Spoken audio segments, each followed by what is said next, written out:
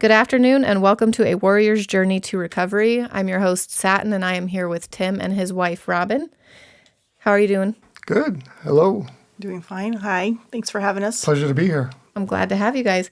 So, Tim, we are interviewing today, kind of trying to get an idea of what you did in the military, what inspired you to join. So let's kind of start there. What inspired you to join the military? I was always interested in military background. I'm fourth generation Army. I guess you could label it that way. It's kind of something that was an expectation. Right. You know, the pops is like, you're getting close to your 20s. Maybe you might want to do something with your life or get the hell out kind of thing. So. But no, it fell right in line with the history. I knew it was going to happen. I just needed that extra oomph. Right. But the service has always been, the branch has always been Army. We're pretty dedicated. Goes way back to great-great-grandfather. So the pride thing, right. kind of what brought me in. Wanted to continue some of my childhood, dreams of, being that guy in the green suit that gets to push the button and blow shit up and stuff like that. So, Yep. But that's how it is. I was an Eagle Scout, kind of did some cool things, and then I drifted off and didn't want to go to college. But glad I realized that this was the path I should take. And so Awesome. So were there any highlights in your military career that you could maybe tell us about? A few. I was active duty as well as National Guard. That's weekend warriors, kind of like what they refer to us as.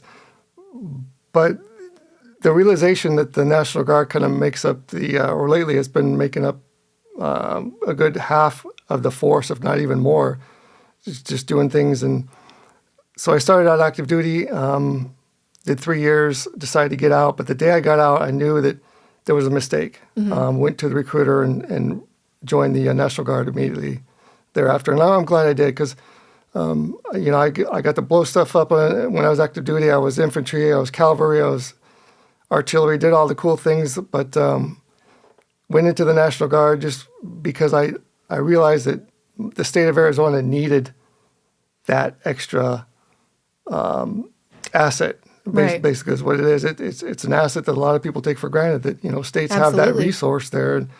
But the Guard was my choice. And I'm glad I did it. That was probably some of my highlights, or most of my good times are in the National Guard. I did retire recently after 24 years, so that includes active duty. Mm-hmm. But it was, 17 years National Guard, 2 tours, one Iraq, one Afghanistan. Did it, of course, right after the September 11th ordeal. Mm-hmm. That's kind of what brings everybody together. Right. That was an incident that That brought all of America together. Just said, hey man, let's round them up and let's do something about it. So yeah. So can you tell me a little bit about maybe some of the struggles along the way?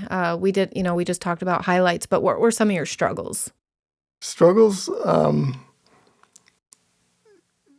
stem from being National Guard. You've got several different things going on at the same time. You've got the military side, you've got the civilian side, you've got family side, you've got all that stuff pulled together. Not that active duty soldiers don't have family life, but part of balancing all that stuff out was probably one of the hardest things. Just realizing that I do duty once a month, but when we got the orders to go. We were freshly married. She knew the deal when she signed on, man. This Right. is probably going to happen, but it happened like the next month. So. Oh wow! A month after getting married. A month after. Wow. They said you're going. He was put on alert while about maybe a month before that, and we were really worried about that because wedding was right around the corner, and I was man. like, no. So yeah, all soldiers go through the complications of deploying, but Right. but the National Guard side is kind of even more unique as far as that's concerned. You're leaving your family, you're leaving your civilian job, which I had a really good civilian job as well. You're leaving all that behind, and you're switching gears, and you're putting yourself in the mode, well, okay, I got to go over and save the world. And How did your civilian job handle that when you had to leave? I mean, did they save your spot for when you came back home? yes, they did. Okay. Very supportive. I'm fortunate in that sense, being in that law enforcement field, that community supported me and my family. They did. I tell you, the first time that he went to Iraq, and then his workmates would call me and say, "What can we do for you? How can we help you?" And I was like, "I really don't need anything right now." And they're like, I know you do." And I was like, "Fine. Okay. How about some yard work?" Right. And they're like, "Oh, thank God." So I had an army of people come over to my house one day, and they cleaned out 1,000 pounds of junk and Wow. garbage out of my yard and did all this yard work. And it was amazing. I couldn't believe it. It's an amazing community. Yeah. And then they finally stopped asking me what they could do for me because I guess they did it all in one day. Right. Well, that's awesome. So how many tours did you end up doing? 2. 2. Okay. And was it Iraq and Afghanistan or? Iraq was the first one, Okay. and then most recently Afghanistan. Okay. And did you have any burn pit exposure while you were over there? Both times, yes. Both times. Okay. Okay. So what was it like for you after, being away from your family for so long and then coming back home to civilian life? What was it like for you? Yeah, dealing with the first tour, it was pretty much an open-ended set of orders. We had to do the whole stop-loss thing, and we had no idea. Our orders did not say when we were coming back. Mm-hmm. We were part of the initial push in the beginning of the campaign. We didn't know when we were coming back. We just knew that we went over there to do a job, and when the job was done, we get to come back. Mm-hmm. It could have been 2 months. It could have been 2 weeks. We had no idea. It ended up being 8 months, but not knowing when that was going to be put a lot of stress on, our relationship, as well as not being able to communicate. When we first went over there, there wasn't those lines of communication weren't established yet. Not everything was put into play, and so we would maybe get a chance maybe every other week, if that. And then, of course, you had to wait in line 20 minutes for a 3-minute phone call kind of thing, and knowing that after that, you stood the possibility of being cut off because sometimes the calls would drop, and sometimes then you'd have to wait another 25. The frustration stems from just being away, and you have to wait in line to talk to your family. And Robin, what was that like for you? It was truly very difficult because that was really the first time since we'd been together that we'd been separated from each other. We were always together. So not having him there, just, being there every day was very difficult. One of the things that he did that helped me, though, was I wasn't home one day when he called, and he left this beautiful voicemail on my answer machine. And, of course, I left it there. And then when I felt lonely or whatever, I would just replay it. Whenever, and then, I just prayed that the power didn't go out or anything like that. Yeah. So I didn't want to lose my voicemail that he had given me, but it was very difficult. There was no news of what was happening, and I think that was the worst part of it all is just not knowing what is going on. And then when you did finally find out what was happening, it wasn't from anybody that was here on this side, it was from him. Yeah. And he would call and tell me, and that's how I got all of my news, was from him. So that was really disheartening to know that. I can imagine. There's no communication. There's nobody to talk to. There's nobody that's around that's going through the same thing you're going through. So you're pretty much doing it on your own. Yeah. And there's no rumor control because, things get back to the rear that, the wives start talking and things start happening. And, man, it's a shit show sometimes. The families have to go through that. They find out information that not necessarily may be true, but that's what people thrive on. They thrive on the bad stuff, so they want to hear it, and it gets mixed up, and it's. And I can imagine for you, Robin, that must have been pretty scary when you started hearing things that maybe weren't necessarily true. Yeah, I did take it with a grain of salt, though, because it's rumors. You don't know what's true. You don't know what's really happening. Right. So. You can't take everything that you hear to heart because you don't know for sure. I had no idea what was going on. Yeah, it scared me a little bit. But then in the back of my mind, I'm thinking, that's just somebody's hearsay. We don't really know for sure if that's really what's going on. Until you speak with him and actually find out for sure. Right. So I'd get my phone call or I'd get my letter. Okay, all is right in the world. We're good. We can go on another day. So that's how we would do it. And I'd get my letter in the mail from him. I'd send the kids to their rooms, sit the dogs outside, and I'd sit there and read my letter and probably read it 15 times before I would put it away and wait for the next one Right. to come. But when I got it and I got his phone call, I knew that he was okay. And then I didn't worry about the It's rumors. that sigh of relief. Yeah, it's kind of like a pressure relief. Right. So what was it like for you when he came back home? Were there any maybe struggles that you noticed when he got back that you could touch on? For him, it was a little weird for him because he would ask me if he could do this or ask me if he could put something there or if he could rearrange the clothes a little bit. And I'm like, you know what? This is your house too. Yeah. You can do whatever you want. And of course, everything was mine when he left, and it was my space. Now I got this whole house, Right. dogs and everything for myself.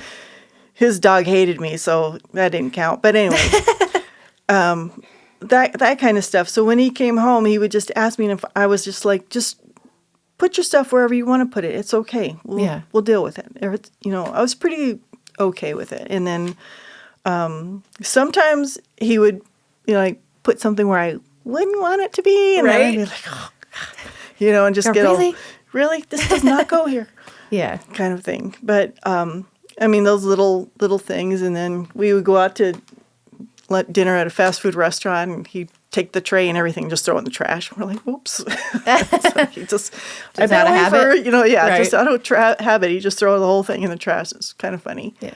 But So Tim, what would you say when you came home was your biggest struggle? Communication. With my spouse, with my best friend. I couldn't relate. Mm-hmm. I didn't think she wanted to hear me relate, and I didn't think she would understand, even if we did take the time to relate. Right. So what was the purpose? What was the point? Yeah. She's not gonna care anyway. Or not care, but she wouldn't understand. She wouldn't get it. Yeah. Well, it's hard for a spouse who, wasn't over there with you to fully comprehend what exactly you guys went through. So. And if I did explain it to her, does she really need to know? Yeah. All is that really important? We already had problems with the relationship. Problems. Just because of communication. Yeah. Everything was Ricky Tick when we left. And I made sure of that, and we have a strong bond. We have a strong relationship. But when I came back, I had to rely on her to do everything, and I wanted to say things, and but I couldn't. I just don't know how to relate to her. Right.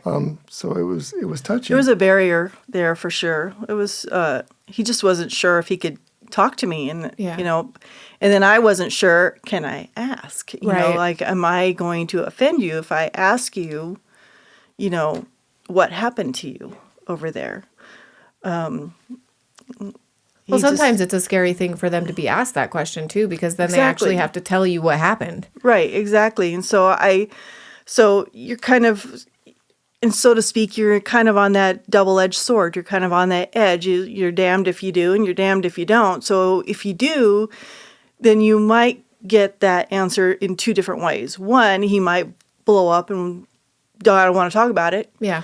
Or two, he might lay so much on you that you don't even know how to process. Yeah. So it's kind of a lot either way. Right. So we just A little bit like Pandora's box. basically, and so Yeah. we just kind of did it in baby steps, and I let him come to me when he was ready. Right. I didn't crowd him. I didn't push him. I didn't any of that. When he was ready, he came to me, and that's how I left it. Fair enough. So what ended up bringing you guys to North Star to see us and Dr. Hendricks? And there's a laundry list, but That's okay. But I can start with the fact that I had to retire from my civilian job, and I retired from the military because of my condition. I can't work anymore. So my neighbor would come over, and he's like, "Dude," I relate to this guy like he was my brother because he's prior service. So it was good having him there. Right. It was good camaraderie. I just can't thank this guy enough for all the stuff that we did. But he's like, and you can tell, he just looked at me and said, dude, what the fuck is wrong with you? Right. What the hell's wrong with you? I mean, snap out of it, dude. You're a couple months ago, you're a badass. And I mean, I know you had to retire, but you're still a badass. What's up? And I was Once a badass, always a badass, right? Exactly. but you start to go through these mood shifts and changes, and I was depressed. I didn't want to admit it. Yeah. But I was in a bad spot, very bad spot. I didn't want to admit it. I didn't want to look at it. I didn't want to face it. I didn't want to talk to my wife about it. I didn't want to talk to anybody about it. Yeah. But it took Dave looking at me, and you have that rapport, your buds, your bros, and he just looked at me and said, dude, I've got something I want you to try, and I'm serious about this, and you might not want to do it, because he knew the deal. I don't get out. I don't do anything. I don't branch out. I don't socialize. I'm pretty much just keep to yourself. Yeah. But he said, dude, I'm just asking you to try it. Just asking you to do it. And explain a little bit about the process and what Dr. Hendricks does. And man, I can honestly tell you, and this is no joke, I wouldn't be able to sit here and have this conversation with you had I not sought that help. Right. It wouldn't be possible. There's no way. So what would you say to maybe another veteran who has a diagnosis of, any type of medical condition? I know yours was Parkinson's, correct? Okay. And then obviously a TBI from your time in the service. What would you say to another military veteran who maybe is going through what you were going through prior to coming to North Star, to kind of help, give them that little nudge that you needed to come see us? And how do you think it could help them? Right. Well, in addition to my diagnosis, which was hard to accept in the first place, which pretty much changed my life, Dr. Hendricks was the one who took the time to explain the MRI to me. Once I had, she sent me to have an MRI done as part of the application process, and she came back with the results, and she explained to me what's happening. Right. Showed me that there are traces of TBI. Nobody else. I've had MRIs before. Of course, the military does all, but nobody's ever took the time to explain and show me exactly what it means and how it works. And so I didn't think there was a problem. I mean, because tough guy. I don't want to admit there's a problem, but knowing that once I did some research and found out what the hyperbaric oxygen was all about,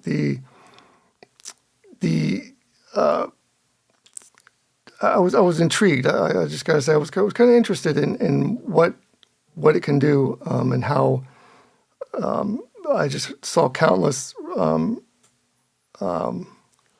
accounts of results and what it can do. But okay, so let me touch base really quick on the MRI that we do. So we do an MRI DTI. It's a very specialized imaging done at Simon Med. Only location here in Tucson is on Orange Grove. Basically, what they do is overlay fiber tracks onto the regular imaging. It's all done on their MRI machine itself.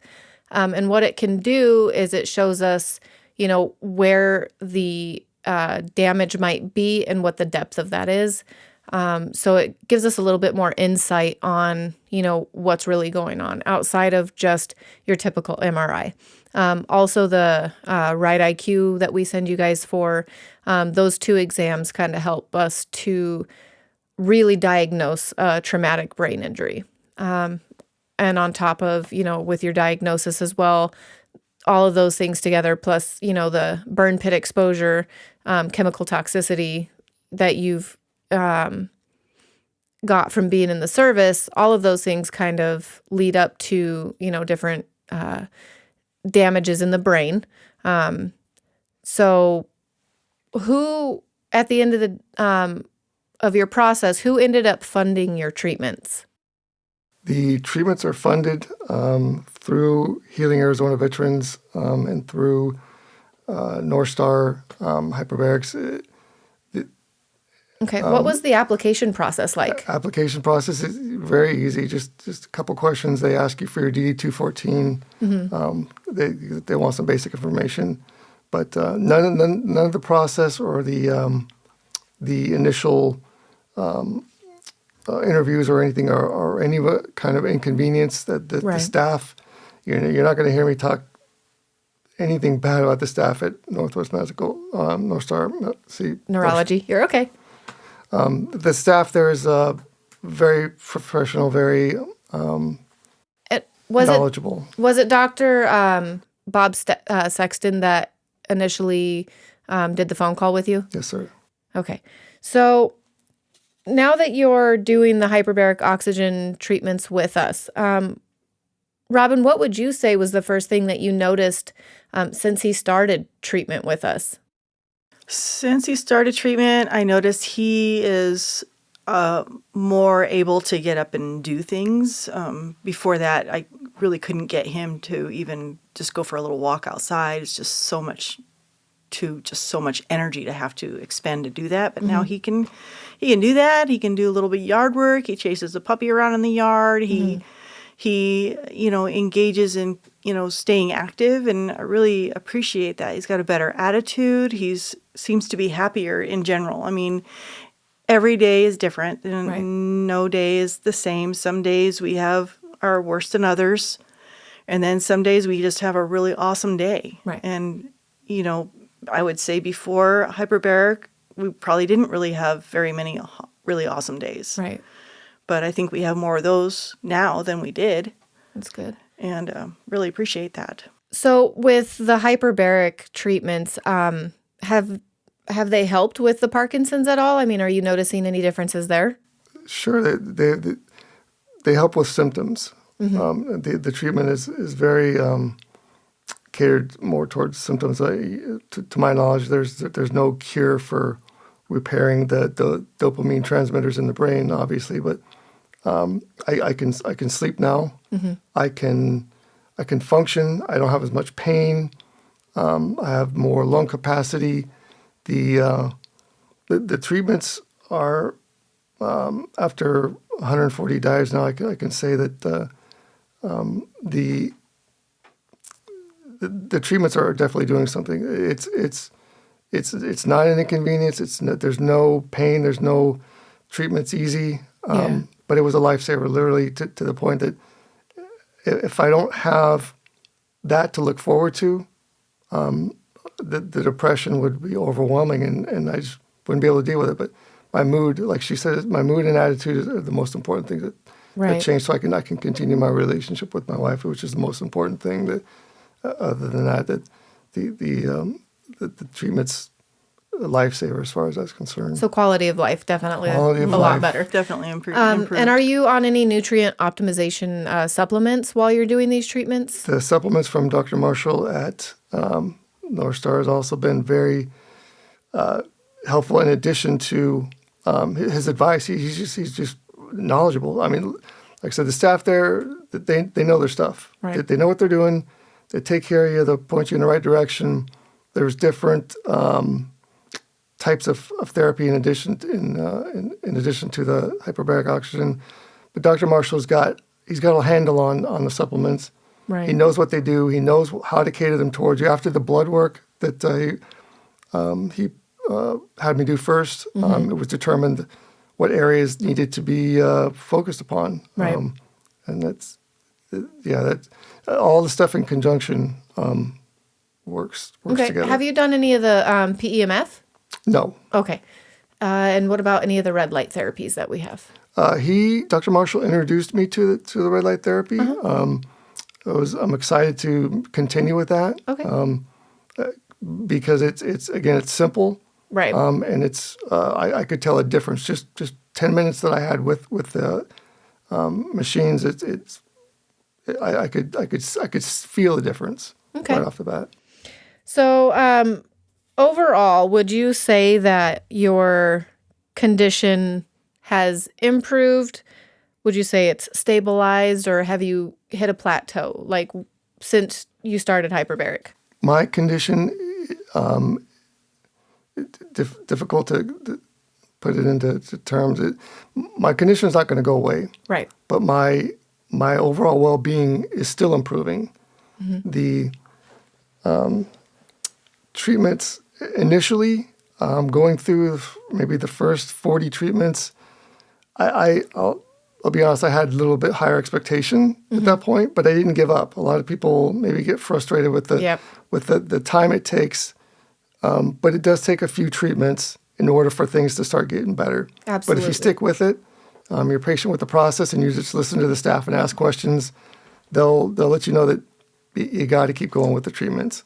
But the treatments are critical, and once you get to a point where you'll feel the benefit. I know I'm continuing to increase, and I hope that continues, because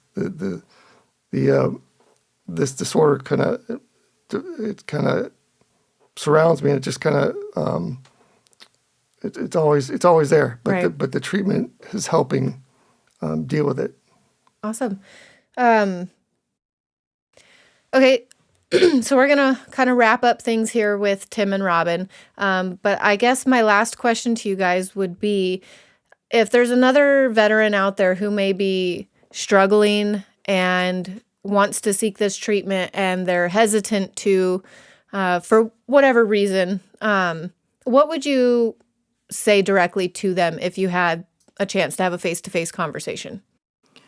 Well, I would definitely just tell them that, there's no worries. It's really easy to get started. You just need to make a phone call to make an appointment and get your paperwork together so that you can go do that. It's really beneficial. I would tell them that my husband has been doing it for a while now. It's slow getting started. You're slow to see results at first, but then if you stick with it, you're going to start feeling better. Right. And I would encourage them to do that. And we did have a conversation like this with one of our veteran friends, and he did seem interested in it, but he doesn't live in Tucson. He lives in Phoenix. So I didn't know where I could refer him. So I'm glad you actually brought that up. So they can, anyone who is in Arizona or even outside of Arizona can still come to see Dr. Hendricks. Of course, they do have to pay for their lodging, but they can still come and seek treatment with us. Anyone who's in Phoenix, we have a location with Lori at Cave Creek, or up in Cave Creek, so they can come down, do the consultation with Dr. Hendricks, and then they can do their treatments up in Cave Creek with Lori. So there's definitely another place that we kind of work side by side with that can provide the treatments, but they would still come and see Dr. Hendricks for their follow-up, and their MRI and that type of stuff is all done here in Tucson. And I'm the practice manager, so I facilitate those types of things for people who are not in town, to make sure that their appointment, their MRI, and their right IQ can all be done in one trip. Another thing I did really want to touch base on real quick is, the brain TBI is a wound, and hyperbaric treatments have always been used for wound care.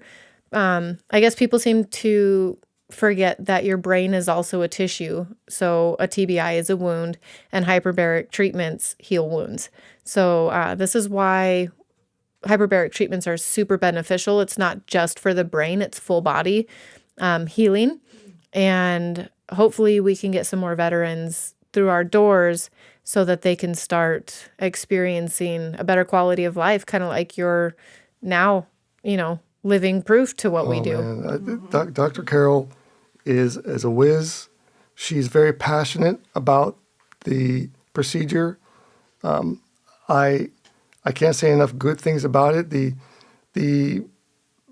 We live almost an hour away from the treatment, but it's what keeps me going every day, looking forward to the appointments. Yeah. The treatment is what gives me the energy to continue. And also, once you start, you're going to mingle with other vets, and you're going to mingle with other people who are in the same situation, who have the same conditions, who have the same symptoms, who have the same concerns. And it's a place where you can also enjoy that communication. You can vent. You can enjoy the camaraderie again with other vets. But that's what it's all about: coming together, networking from there if necessary.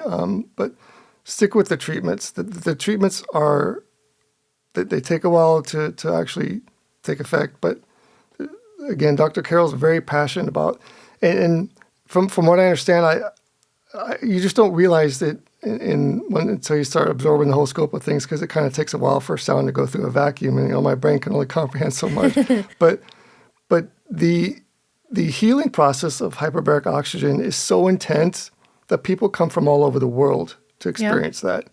And so I'm very fortunate now that I am in tune with the process, that I know what the process does and how it helps heal, that I'm very fortunate for the opportunity, number one. So thanks, Dave. I love you, brother. He saved my life. I'd be happy to be that kick to get somebody else to do it. Again, the staff has been very helpful, and I just feel blessed to be able to have that opportunity. Well, just so you know, we were blessed to have you guys there as well. Just so you know, you guys are the highlight of our day too. Having you guys walk through our door every day and seeing your journey, to recovery has been a beautiful blessing for us, because we get to experience it with you just, in a whole different kind of light as what you're experiencing it. So seeing you guys walk through the door, maybe not doing so good, to finishing up treatment and leaving, it's almost like a mom watching her child leave the nest. It's definitely bittersweet when you guys finish your treatments, but we love that you guys are there with us and you're always family. And, we always encourage you guys, if there's ever a time where, you need to come back and see us, like, just please come back through our doors and come see us.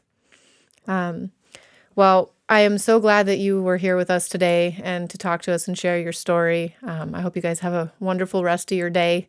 And again, thank you all for your service. Oh, I appreciate it. Thank you. Thank you.